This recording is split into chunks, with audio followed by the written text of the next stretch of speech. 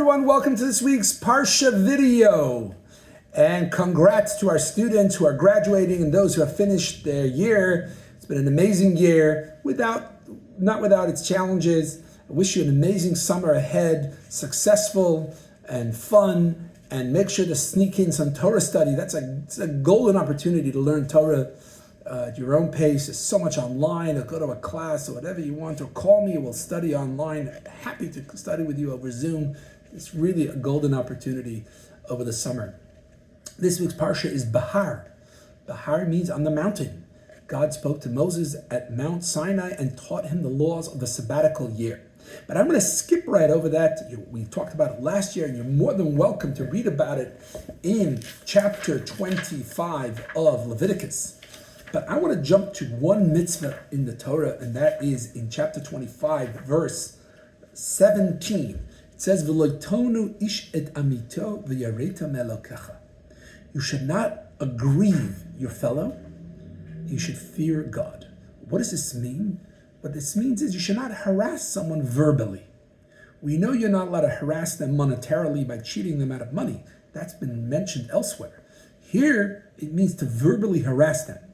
For example, give them bad advice. Oh, your car, you should really sell your car when really, it's going to get a bad deal.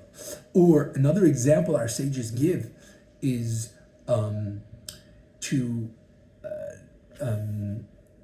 tell someone, you used to be a really bad person, but you shaped up. You used to be a Gentile, and now you've become Jewish. Hey, you used to go to church, and things like that are hurtful statements. We're not allowed to do that. To be very mindful, very sensitive to the feelings and to the consideration of another individual. And I want to give an example of something, because the Torah says you should fear God. And we know whenever it says after a mitzvah you should fear God, it's stating it when you could excuse yourself and say, I didn't realize that this was actually hurtful. But the truth is that these are pretty obvious. This is hurtful. If you're being hurtful to someone, you're being hurtful to them. So I heard an answer this week which really cuts to the point, and he gave a beautiful parable. Imagine the cantor of the synagogue. The cantor of the synagogue, it's Shabbos and it's Rosh Chodesh, special day, the new month, and there's a special piece you have to read when Shabbat and Rosh Chodesh coincide. And imagine the cantor forgot to read it. So one very astute fellow in the synagogue bangs on the table and says, you got to read, Ata Yatzarta, this section you got to read. And of course, it corrects the cantor, and the cantor, he's a bit embarrassed, but he made a mistake, So, but what if that individual has a bit of a angst, a bit of a vendetta against the cantor? And so when he bangs on the table, and when he calls out, he does it with that extra effort to try to stick it to him. The Torah says you should fear God. God knows that what you're really doing is trying to poke the guy. You're really trying to stick it to him. It looks like you're just trying to make the correction because you're involved and you're being a careful listener. But God knows that you're really deep inside, you're happy. You got him. There it says you should fear God. Be careful. God knows what's going on inside of you. It's amazing how the Torah is so strict and so careful about how we treat our fellow Jew and our fellow person. And it's something that we all, I know for me, for sure, is something we've got to really pay attention to. And it's very easy to forget, especially when we get angry or we're with people that we vehemently disagree with, and we could devolve into something that's really not appropriate. Now, I told you a few times that after Pesach till Rosh Hashanah, we read Pirkei Avot. Pirkei Avot, the ethics of our sages. And a lot of it is to do with Torah study and values, like for example, last week we talked about free choice and all sorts of other things in the chapter. But this week, chapter 4, and many of the chapters are interspersed with teachings about how we treat our fellow human beings. For example, Ben Zoma, in the very first, chapter 4, Mishnah 1 of Pirkei Avot, says, among other things, that who is considered an honorable person?